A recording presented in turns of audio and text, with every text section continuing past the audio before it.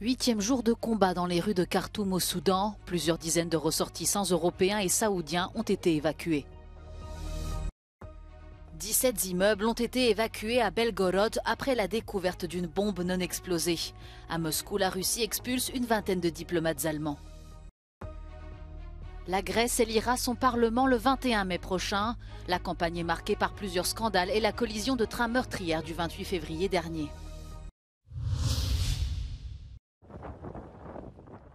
Huitième jour de combats intenses dans les rues de Khartoum au Soudan malgré le cessez-le-feu.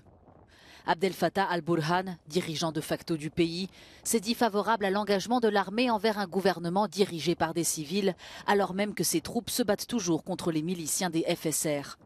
Les combats ont déjà fait 413 morts et plus de 3500 blessés. L'Union européenne intensifie ses contacts pour pouvoir évacuer par voie terrestre ces quelques 1500 ressortissants pris au piège. Un avion espagnol a été affrété à Djibouti pour transporter 60 Espagnols et 20 autres citoyens d'autres nationalités. Une cinquantaine de ressortissants saoudiens ont quant à eux fui en bateau amarré au bord de la mer Rouge. 4 autres navires ont évacué 108 autres personnes de 11 pays.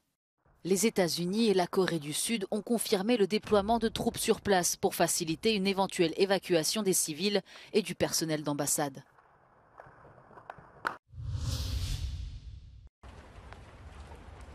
« 17 immeubles d'habitation ont été évacués ce samedi dans la ville de Belgorod, proche de la frontière russo-ukrainienne, après la découverte d'une bombe non explosée.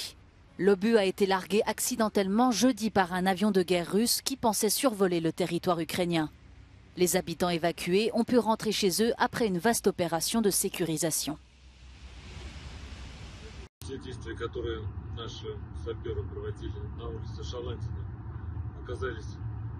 К сожалению, но скорее всего к счастью, результативными обнаружена авиационная бомба в непосредственной близости от жилых домов. Сейчас объявлена чрезвычайная ситуация в муниципальном уровне в городе Белгороде. Plusieurs centaines de kilomètres plus loin, à Moscou, une vingtaine de diplomates allemands ont dû quitter leurs fonctions et regagner l'Allemagne dans la journée. Un acte de représailles du ministère des Affaires étrangères russe à une mesure similaire prise par Berlin.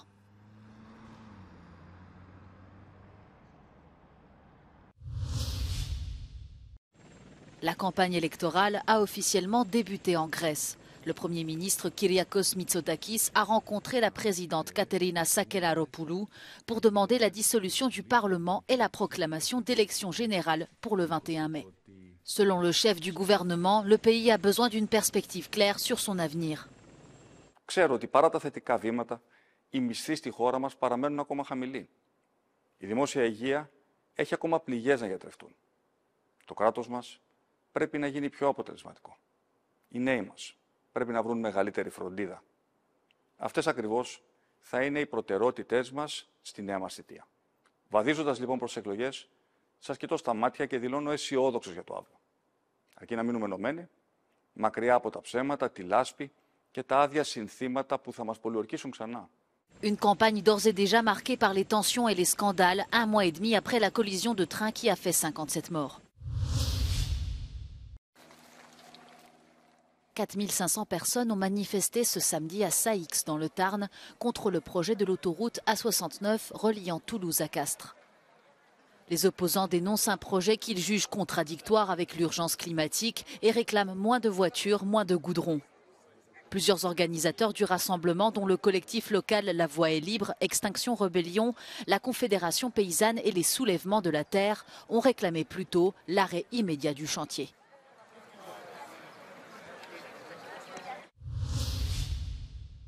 Deuxième jour de protestation devant le Parlement britannique à Londres. Baptisée The Big One, l'action lancée par les organisations écologistes dont Extinction Rebellion doit mettre la pression sur les élus et poser un ultimatum au gouvernement pour obtenir des engagements concrets pour le climat. Plus de 30 000 personnes ont confirmé leur participation sur les réseaux sociaux.